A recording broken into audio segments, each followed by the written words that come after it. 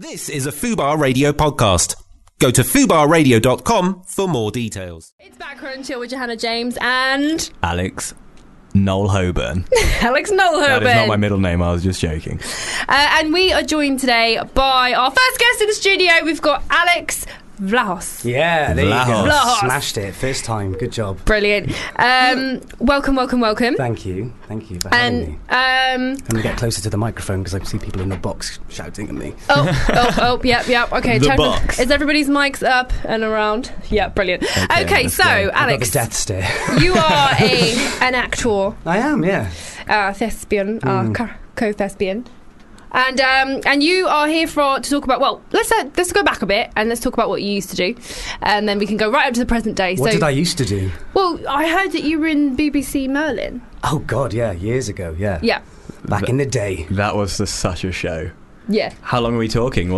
What time of year? Like what year were you in Merlin? So I was in season 5. Season the 5, last okay. One, yeah. Nice. Came in and ruined everything.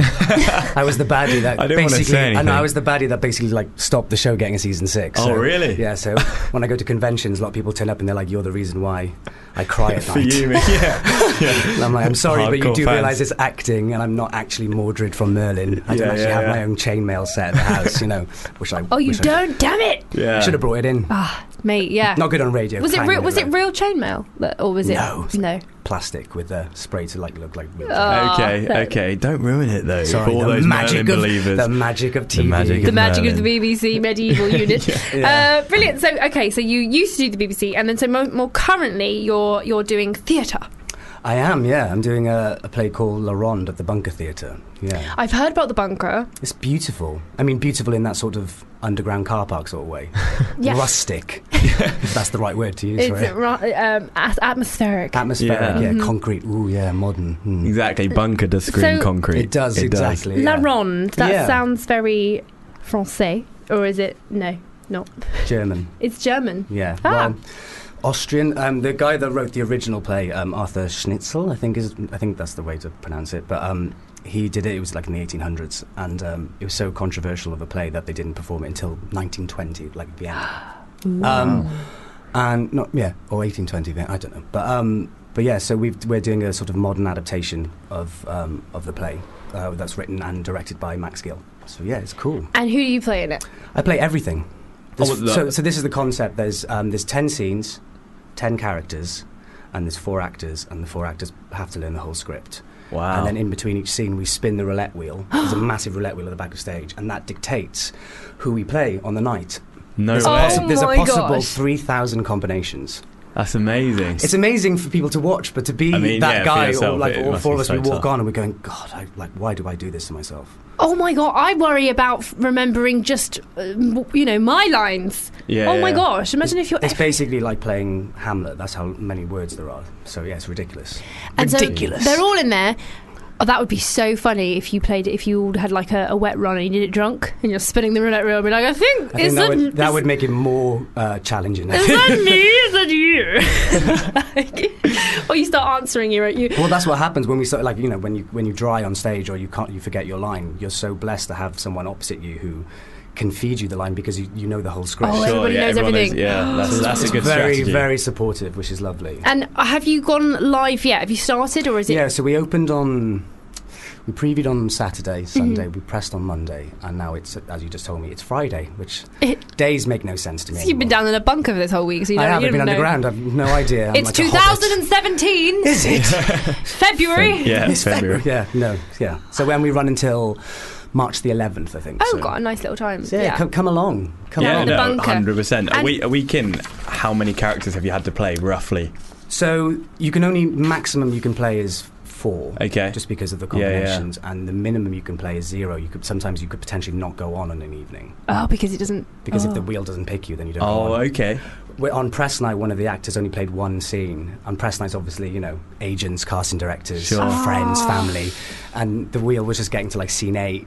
Scene 9, and the audience were just like, oh, in despair because bless him, he just didn't get to go on. Oh, the audience get to see the wheel as well. Yeah, the wheel's part of the okay. set. It's Okay. this huge roulette wheel at the back of the stage. Amazing. And we have these sort of mug shots that we put up with Velcro, and then we spin the wheel, and then that dictates who's playing what character.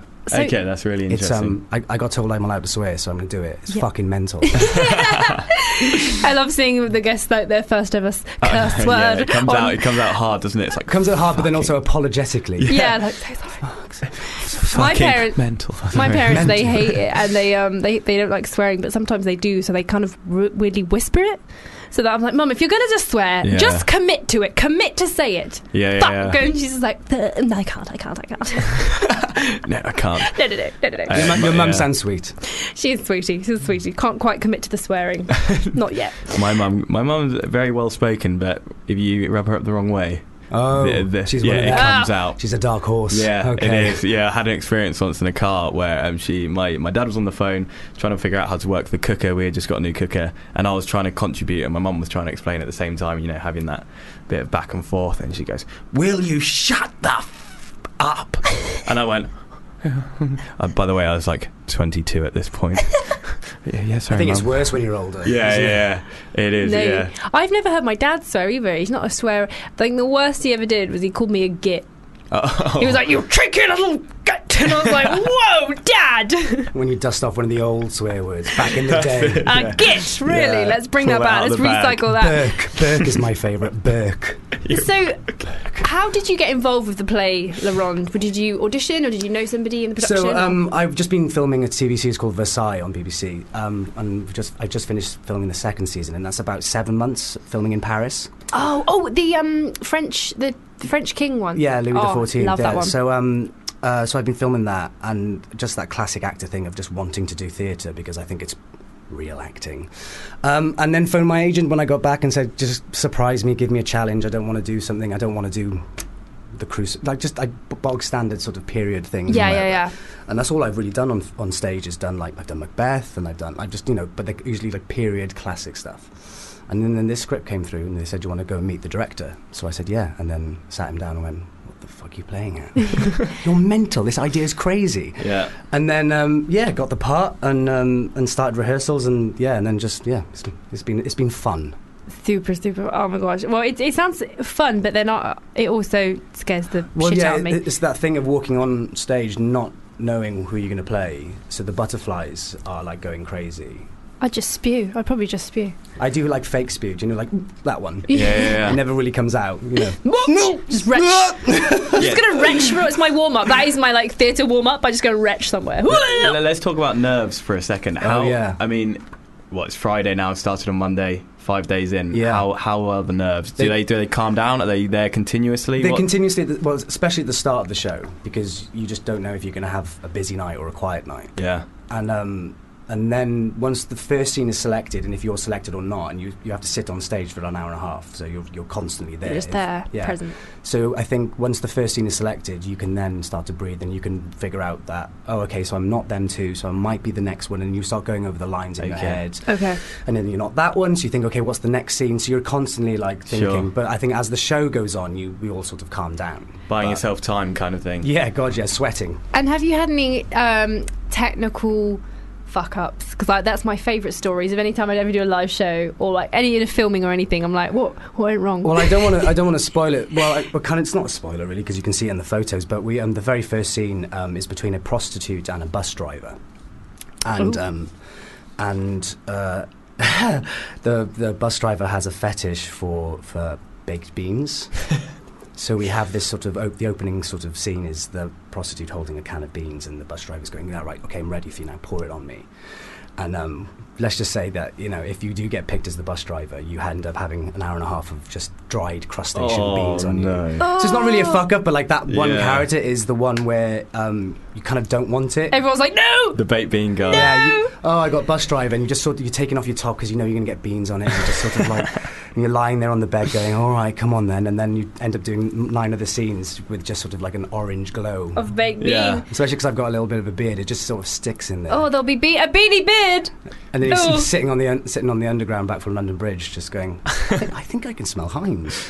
Oh, it's me. Eau de Cologne, The Heinz. northern line. Heinz the for worst men. line as well. Yeah. If you could give any advice on nerves and how to deal with them, I know a lot of people in the acting industry, music industry, even just down to exams. Yeah. What would be your tips except for breathe? Because everyone says to me, I'm nervous. They're like, just breathe. I'm like, I already am breathing. Can't you tell? Tips for nerves. I don't know. Any little tricks that you do? Well, like fake it till you make it. So it's like one of those things where it's almost like pretend to be confident, like physically put yourself into a confident body stance pose, to make it look like you're not scared. Or the other thing is, like a panicking a swan. So the swan on the top of the water is beautiful and graceful, underneath they're like with their legs. And also just the thing of you can pinch you can use your fingers to pinch you can pinch yourself inside your, and sometimes it just focuses your body because nerves is it's all triggered in your head that then reacts to chemicals in your body, like that's why you start sweating or shaking or whatever. So I've always done the thing of just like knowing that it's happening, knowing I'm nervous, and then trying to trick my brain to think of something either completely different. Sure. That's the sort of thing that I've always done, which is like, okay, I'm starting to breathe heavily, I'm hyperventilating or whatever, and then I'm just going to revert to thinking about like, I wonder how they make cornfacts. Yeah. Okay, that's a good idea. Pick like a random thought out of your head. And just try not to think about why you're nervous, because the more you think about it, you end up going into a hole. Yeah, don't you? you can psych yourself. I used to do that a lot at drama school. I'd psych myself into thinking that I was going to mess up, and so I would, or I was going to forget my line, so then I would completely go blank. So you just gotta, and the other thing that got me over that, so I struggled with that for like a year of thinking I was going to mess thing up, and then I was going to actually do it. So then I thought, okay, I need to go at the other thing and go, yeah, you probably are going to mess up, but you are going to save it.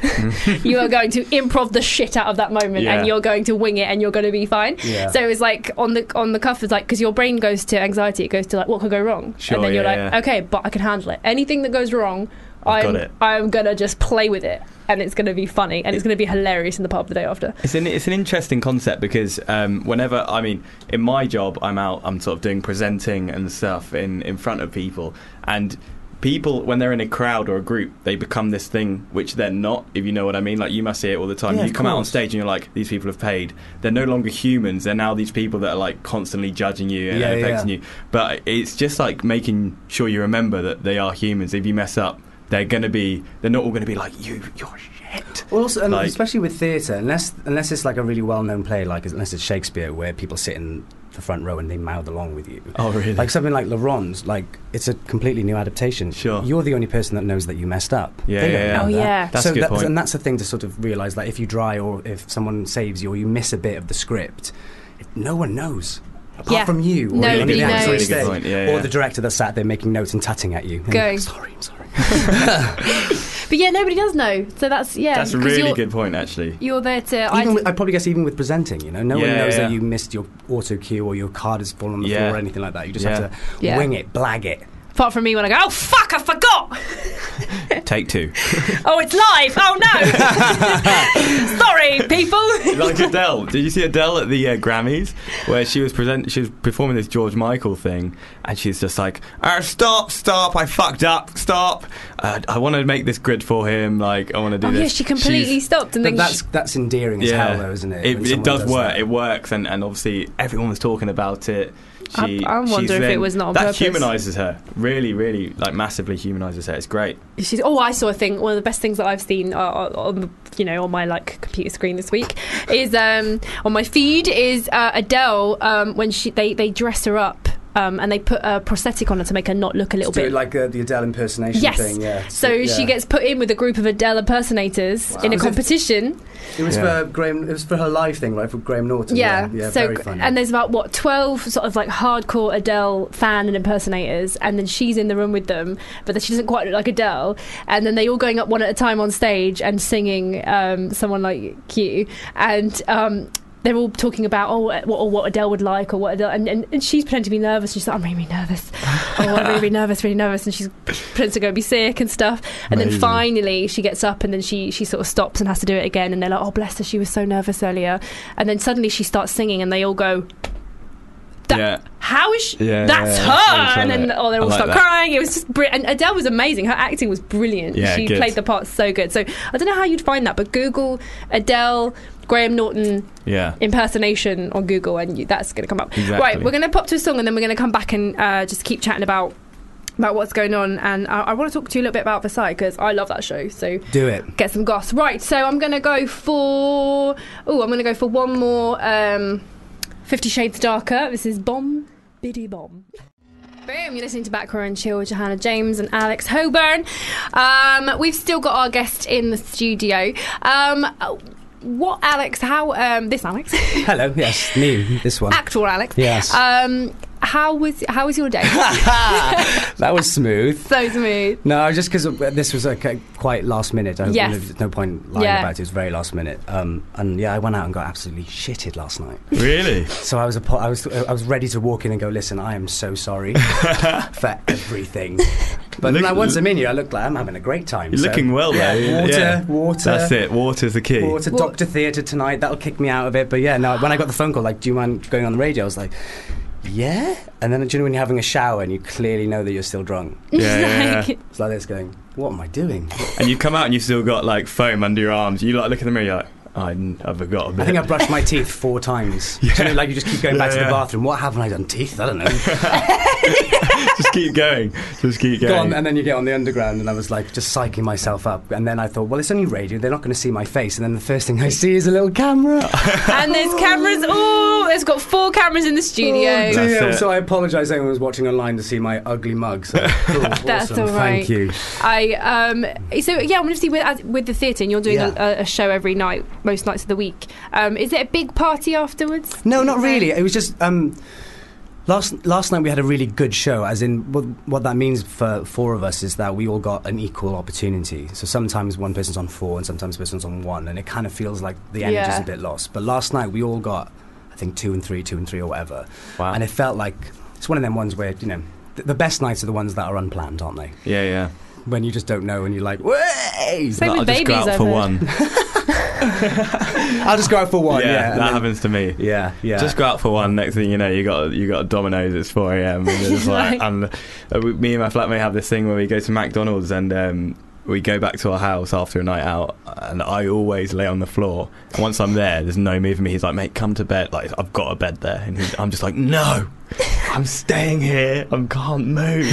Like, I am home. Yeah, this is my home. The floor. My Uber driver was giving me like the death stare, you know, and like, oh, I know what you've done. And they're in the little mirror, and I'm looking at him, going, don't judge me. I'm going to give you 2 stars if you judge me. Yeah, it's a mutual thing. He's like, you dare give me 2 stars, I'll give you 1 star. Yeah, exactly. Yeah. Oh yeah, of course they rate you, don't they? Yeah, that's it. You forget that. It's two-way. It's a two-way avenue. So just in case anyone's joined us, Alex is here to promote his his play La Ronde, which is on at the Bunker in London Bridge. London Bridge, yeah. So next to the Mania Chocolate Factory. And you might also know Alex from, he was in the BBC Versailles. Or are you still am. I start season 3 in May, so yeah. And get to go out to Paris for 8 months, which is nice. Were you there from the beginning? Yeah, I play Louis XIV's younger brother, Philippe, who's a openly gay, cross-dressing warrior, basically. That sounds like a fun role. They described him as a 17th century David Bowie, and I was like, Gotta play this. Yeah. Gotta play this. So I have so much fun. I get all the cool scenes. Yeah, like that's good. Horseback, cannons firing, and I get to wear a dress, and it's like crazy Lady hair. Gaga in the 70s. It's amazing. It's amazing. Yeah. So season 3 I start filming season 3, but season 2 is coming out on the BBC in April. So amazing. Okay. Yeah, it's fun. With TV. Yeah. I got a question. Is there any job security, or do you read next episode's script and you're like, please don't die, please don't die, please don't die? It's not Game of Thrones in that respect, so it is history. And my Philippe, real person, lived until he was 60-odd. So okay, so you've got time. Plus, we've got the exclusive. They can write me out. Yeah. Right? They can. Yeah. If I was a dick. Yeah. But don't be a dick and just let history dictate the fatt that I'll be here till season 14 with a Zimmer. You know, they will never recast me. Still on Nights Out. Yeah. A diamond Zimmer. Okay, let's say. Yeah, exactly. You are royalty. Yes. Oh my god, and so in Paris. But you're 8 months, but you get to hop back a lot. Yeah, so like Eurostar is 2.5 hours on the train. Yeah. So I live in London and I come back every other weekend, I guess. But Paris is nice. You know, it's not like a bad city to spend your time in. Have you learnt French, or have you? Everyone asks me this. No. And I keep saying to the crew, because the crew are French, like makeup artists and the camera people and all that. I keep saying to them, like, I'll learn French by season 2, and then season 2 came. It's like by season 3. By season 3, and I think it's kind of like a good omen that I just keep not learning it, and we'll keep getting commissions. I lived in Paris for a little bit, for a couple of months, and it was my thing. I was like, I'm going to learn to speak French. But as soon as people heard that I was English, that's the thing. They would speak to me, and they'd be like, oh, English, anglais. And I was like, no, please speak to me in French, because I want to know. They don't give you the benefit of the doubt, which is a shame. Yeah. To be fair, most English people don't know French, so it's such a shame, and it's so disrespectful that they know English, and it's like I feel so embarrassed that they know my language. I've had a different experience the places I haven't been to Paris, to be fair, but the places I've been in France, they refuse to speak English. I end up just like I've been skiing and stuff like that. I went to Morzine and I was like, this is like suntan lotion, and I was like, do you have any more of this? And they're just like, I'm like, what? Come on, just at least point. You just cook like a lobster. Yeah, I was just like bright red, bright red, and I was just like. Oh right, Alex, we're out of time because you've got to get back to London Bridge and got to get prepped. Come get tickets on bunkertheatre.com. It's selling really well. There's only 110 seats per night, so it's quite intimate, very intimate. And if you do come and you see me play the prostitute, I wear leather hot pants, and that's it. So that's the selling point. That's not an excuse to come and see it. Oh, thank you so much, Alex. Thank amazing. You very much. Have a really, really good show and break a leg. Thanks, have a good one. Cheers. Okay, I'm going to play next. This is from the John Wick 2. Ooh. John Wick 2. This I like Keanu. the trailer music. Let's so go. you're listening to Back Row and Chill.